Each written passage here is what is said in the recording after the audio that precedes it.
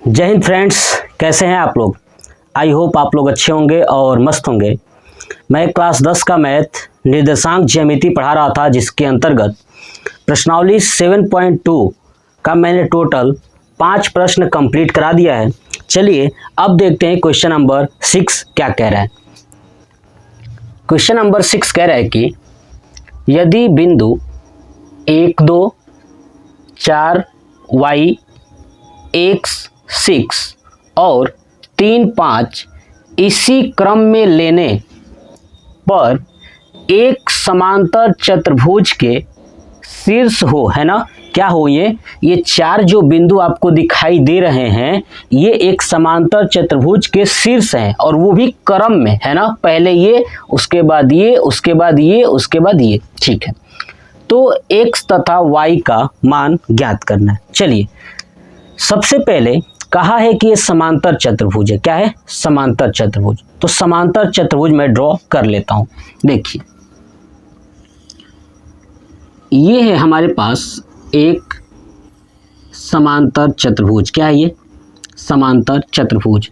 ये मान लेता हूं ये A है, तो ये B, ये C और ये D, है ना। 4 शीर्ष हो गए, A, B, C, D। लेकिन ये जो शीर्ष दिया हुआ है वो x और y के रूप में दिया है। तो देखिए यदि बिंदु 1, 2 यानी पहला शीर्ष क्या है यहाँ पे 1, 2, दूसरा 4 और y, है ना। दूसरा क्या है 4, y और तीसरा x, 6, है ना। यानी ये वाला है x, 6, है ना। तो ये हमारे पास 3 हो गया। चौथा क्या दिया है 3, 5, यानी ये दिया हुआ है 3, 5, यानी टोटल 4 शीर्ष दिया हुआ है, ठीक है। और ये समांतर चतुर्भुज है। तो हमें निकालना है x तथा y का मान। तो देखिए समांतर चतुर्भुज की खासियत क्या होती है कि आमने सामने की भुजाएं, है ना, आमने सामने की भुजाएं आपस में बराबर होती हैं। ये पहला खासियत है। दूसरा खासियत क्या होता है कि जब इनके विकर्ण खींचे जाएं, क्या किए जाएं, विकर्ण खींचे जाए। देखिए जब इनके विकर्ण खींचे जाए, है ना, जब इनके विकर्ण खींचे जाए, ठीक है, तो विकर्ण एक दूसरे को समद्विभाजित करते हैं। क्या करते हैं? एक दूसरे को समद्विभाजित करते हैं। मतलब कि अगर ये आप देख रहे हैं ये BD विकर्ण, ये दोनों एक दूसरे को समद्विभाजित करेंगे, यानी बराबर बराबर भागों में बांट देंगे। ऐसे ही ये जो AC विकर्ण है ये भी क्या होगा, बराबर बराबर भागों में बट जाएंगी। और दोनों विकर्ण एक दूसरे को मान लेता हूं कि बिंदु O पर कट करती है। कितने पे? बिंदु O पर कट करती है। तो आप बताइए क्या AO और OC दोनों की दूरी बराबर होगी? ऐसे ही OD और OB ये भी आपस में बराबर होंगी। क्यों? क्योंकि समांतर चतुर्भुज के जब विकर्ण खींचे जाते हैं तो दोनों विकर्ण एक दूसरे को समद्विभाजित यानी बराबर बराबर भागों में, 2 बराबर भागों में बांट देती है ना, समद्विभाजित कर देती है। ये बात हम लोग आपको मैंने बता दिया। बस इसी समद्विभाजित का प्रयोग करके x तथा y का मान ज्ञात करेंगे। अब समझिए, मान लेता हूं कि ये जो A और C है, कॉन्सेप्ट समझिए पहले। A और C है, ये एक रेखा है। क्या है ये? A और C एक रेखा है। दिख रहा है आपको? ये रेखा है ना, या रेखा खंड समझ लीजिए। और रेखा खंड के बीच में O है। बीच में क्या है? O है। बात कॉन्सेप्ट क्लियर समझ में आ गया ना। अब बताइए AO और OC क्या है? दोनों बराबर दूरियां हैं ना, दोनों क्या है? बराबर दूरी है। मतलब कह सकता हूं कि AC का मध्य बिंदु O है। नहीं, अगर ये दोनों बराबर दूरी हैं, इसका मतलब कि AC रेखाखंड का मध्य बिंदु क्या है? O है। ये बात समझ में आ गई। ऐसे ही आप देखेंगे कि BD रेखाखंड का मध्य बिंदु क्या है? O है ना। तो यहाँ पे इस O का निर्देशांक ज्ञात करेंगे दोनों विकर्णों के लिए, है ना। दोनों विकर्णों का निर्देशांक ज्ञात करेंगे। तो चलिए देखिए क्या लिखेंगे कि हल, और लिखेंगे समांतर चतुर्भुज, है ना, समांतर चतुर्भुज के विकर्ण एक दूसरे को समद्विभाजित, है ना, समद्विभाजित करते हैं, है ना। चलिए, तो एसी रेखाखंड, है ना, एसी रेखाखंड, या ये भी कह सकता हूं कि तो एसी विकर्ण का मध्य बिंदु क्या है, ओ है ना। तो क्या लिखूंगा अब, मध्य बिंदु निर्देशांक, है ना, मध्य बिंदु का निर्देशांक, है ना। अब ये निकालना है कि मध्य बिंदु का निर्देशांक क्या होगा। तो समझिए, मध्य बिंदु का निर्देशांक क्या होता है। तो हम लोग जानते हैं कि x बराबर होता है x1 प्लस x2 बटे 2। ऐसे ही y बराबर होता है y1 प्लस y2 बटे 2, है ना। मध्य बिंदु का निर्देशांक हम लोग जानते हैं कि जो एसी विकर्ण है इसका मध्य बिंदु O है, तो O का निर्देशांक निकालना है ना। मध्य बिंदु क्या है, मध्य बिंदु, यहाँ पे लिखा हूं ना मध्य बिंदु का निर्देशांक। तो इसको और ऐड कर देता हूं, क्या ऐड कर देता हूं कि मध्य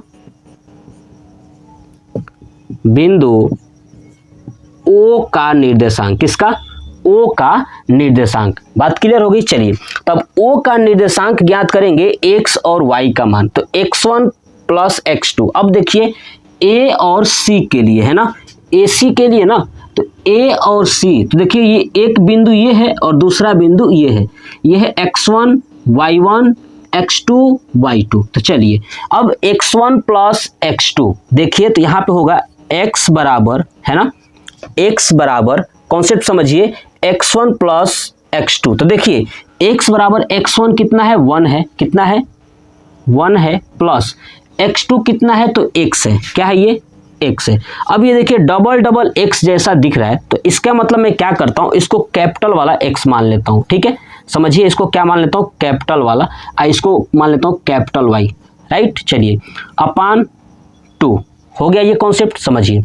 ऐसे ही y का निकालिए, यहाँ पे क्या होगा, y1 प्लस y2, y1 कितना है 2 और y2 है 6, यानी 2 प्लस 6 बटे 2, ये हो जाएगा 8 बटे 2 यानी 4। y का मान कितना आ गया, 4 आ गया। किस विकर्ण पे, एसी विकर्ण पे, है ना। ऐसे ही निकालूंगा बीडी विकर्ण पे, क्या निकालूंगा, बीडी विकर्ण पे। तो ध्यान सुनिए, अब लिखूंगा ऐसे ही, क्या लिखूंगा कि बीडी विकर्ण का मध्य बिंदु कौन है, इसमें भी कौन है, तो O है ना, कौन है, O है। देखिए बीडी विकर्ण का भी मध्य बिंदु कौन है, तो O है। बस उसके लिए तो क्या लिखूंगा कि मध्य बिंदु O का निर्देशांक, है ना। अब ये किसके लिए निकल रहा है, ये बीडी के लिए निकल रहा है, और ये किसके लिए था, AC के लिए था। तो मध्य बिंदु O का निर्देशांक, है ना।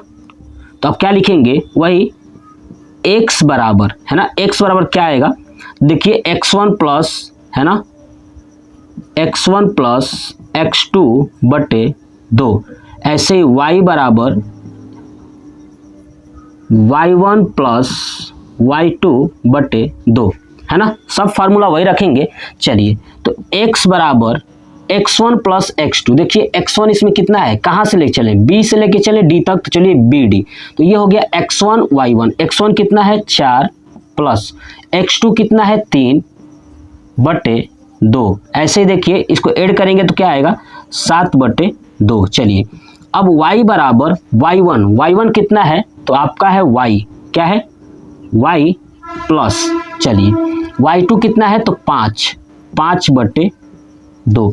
यानी हमने देखा कि दोनों विकर्णों का मध्य बिंदु बराबर है। क्या है? बराबर है। अब मैं इसको मान लेता हूं समीकरण 1, इसको मान लेता हूं समीकरण 2, और इसको मान लेता हूं समीकरण 3, और इसको मान लेता हूं समीकरण 4। क्लियर?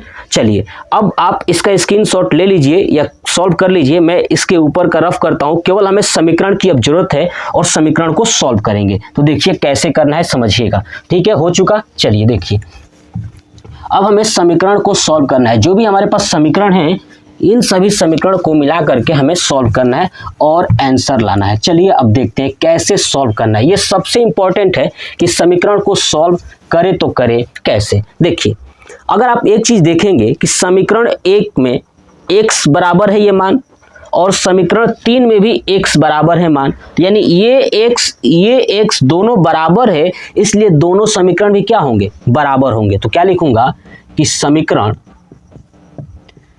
1 व 3 से, है ना, तो अब ये दोनों समीकरण आपस में क्या हो जाएंगे? बराबर, क्योंकि x बराबर है, इधर भी x बराबर है। तो क्या हो जाएगा? 1 + x/2 बराबर 7/2। 2 से 2 कट गया, तो 1 + x बराबर 7।